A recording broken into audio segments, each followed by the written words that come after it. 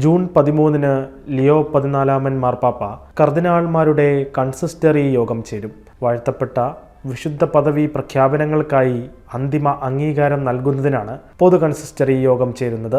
Leo 14 പാപ്പായുടെ ആദ്യത്തെ consistory യോഗമായിരിക്കും ഇത്. ഫെബ്രുവരി അവസാനം ഫ്രാൻസിസ് പാപ്പ ആശുപത്രിയിൽ ആയിരുന്നപ്പോൾ കൺസിസ്റ്ററിക്ക് ആഹ്വാനം ചെയ്തിരുന്നു. എന്നാൽ തീയതി നിശ്ചയിച്ചിരുന്നില്ല.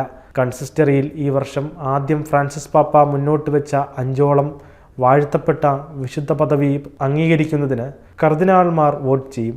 കർദിനാൾമാരുടെ ഈ വോട്ടെടുപ്പ് കർദിനാൾമാരുടെ വിശുദ്ധ പദവി പ്രഖ്യാപന പ്രക്രിയയിലെ അവസാന ഘട്ടമാണ്. ഇതിലാണ് വിശുദ്ധ പദവി പ്രഖ്യാപനത്തിനുള്ള തീയതി നിശ്ചയിക്കാൻ അനുവാദം ലഭിക്കുന്നത്.